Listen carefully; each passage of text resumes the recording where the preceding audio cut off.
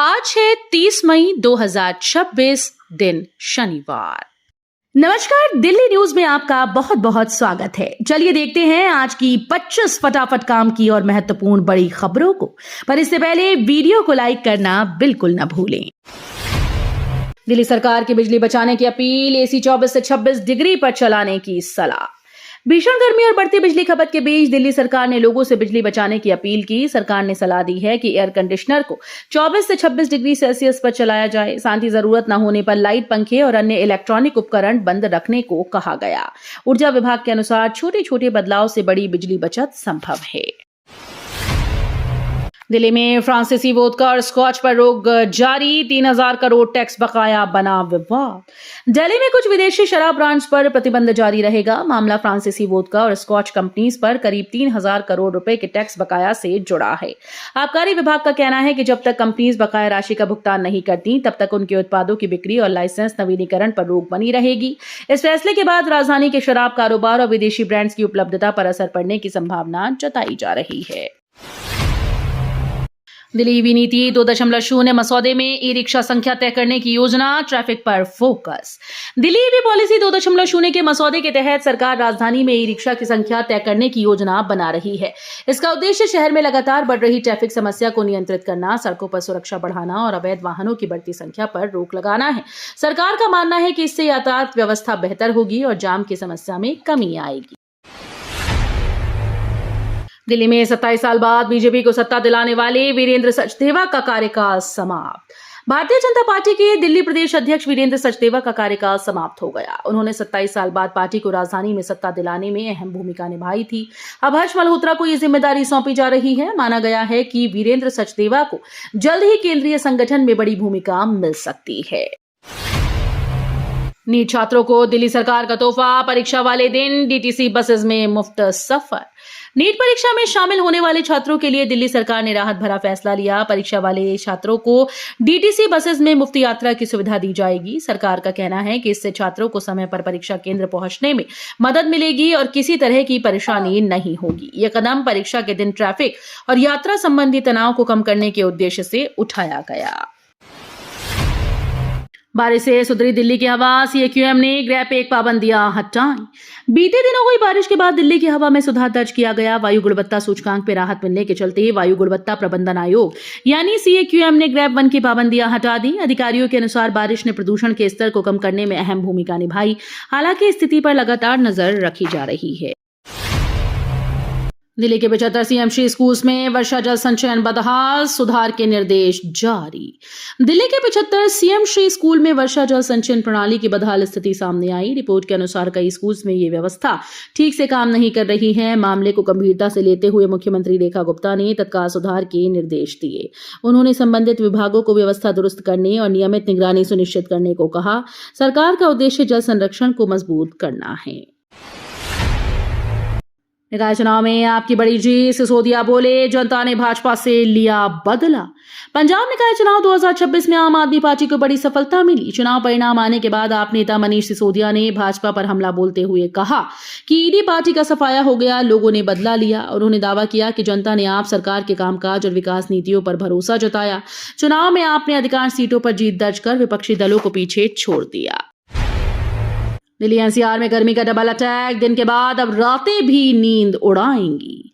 Delhi NCR में गर्मी का डबल अटैक देखने को मिल रहा है। दिन के बाद अब रातें भी लोगों की नींद उड़ाने लगी। तापमान में लगातार बढ़ोतरी से शरीर को ठंडक नहीं मिल पा रही। मौसम विशेषज्ञों के अनुसार आने वाले दिनों में राहत की उम्मीद है। लोगों को सावधानी बरतने और पर्याप्त पानी पीने की सलाह दी गई। दिल्ली में ट्रांसपोर्टर हड़ताल के पहले दिन 30% व्यावसायिक वाहन चले, विरोध जारी। दिल्ली में ट्रांसपोर्टर हड़ताल के पहले दिन लगभग 30% व्यावसायिक वाहन सड़कों पर चलते नजर आए। हड़ताल का कारण हरित शुल्क में बढ़ोतरी और BS4 वाहनों पर लगाए गए प्रतिबंध का विरोध बताया जा रहा है। ट्रांसपोर्टर्स का कहना है कि इससे उनकी लागत बढ़ रही है और कारोबार प्रभावित हो रहा है। बीएलओ घर घर जाकर करेंगे सत्यापन, कम से कम 3 बार संपर्क और ऑनलाइन आवेदन संभव।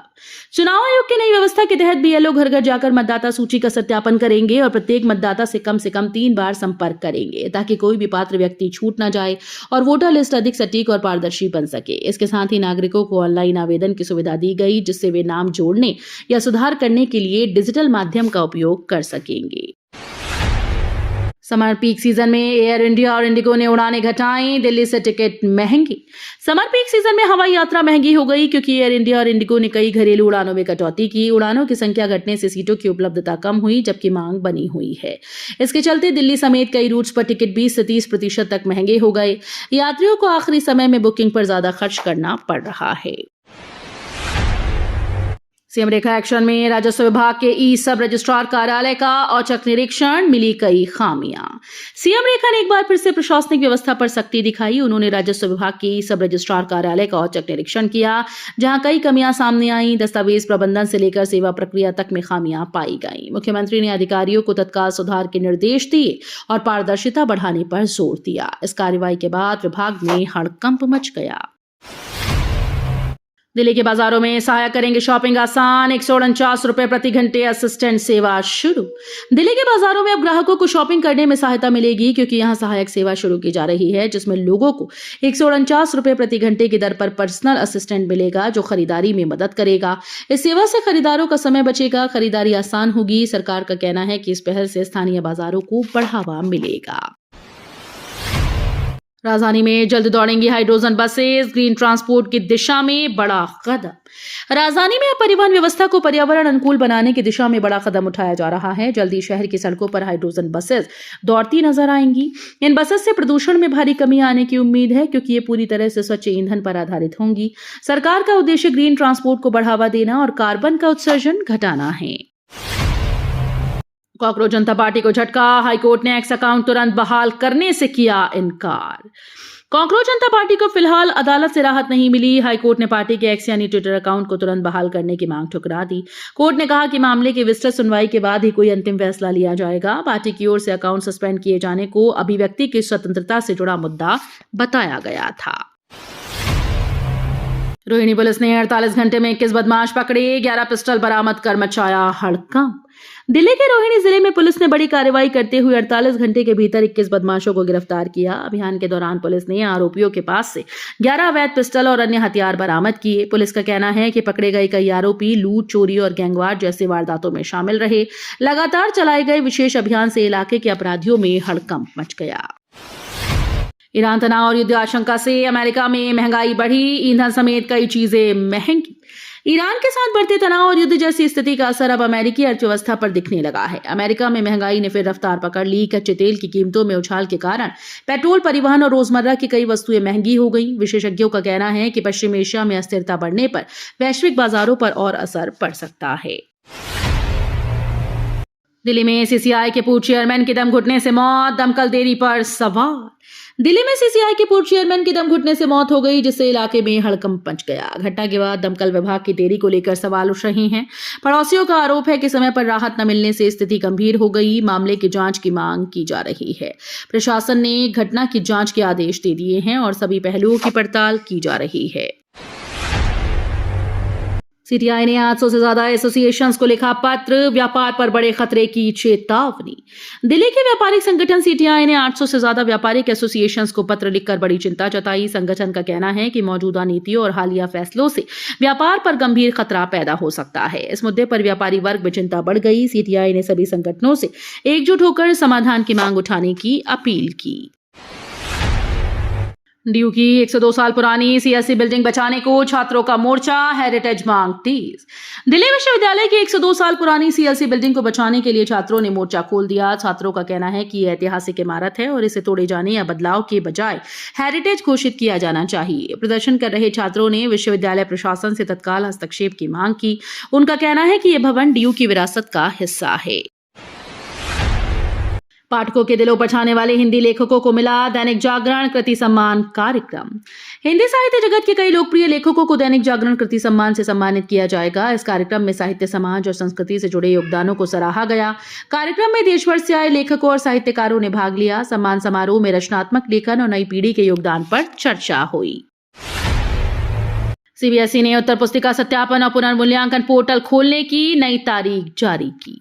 सीबीएसई ने उत्तर पुस्तिका सत्यापन और पुनर्मूल्यांकन प्रक्रिया को लेकर बड़ा अपडेट जारी किया। बोर्ड ने बताया कि छात्रों के लिए पोर्टल निर्धारित तारीख पर खोला जाएगा, जहां वे अपने अंकों के सत्यापन और कॉपीज के पुनर्मूल्यांकन के लिए आवेदन कर सकेंगे। इस प्रक्रिया से छात्रों को अपने रिजल्ट से जुड़ी शंकाओं का समाधान मिलेगा। बोर्ड ने छात्रों और अभिभावकों से आधिकारिक वेबसाइट पर नजर बनाए रखने की अपील की।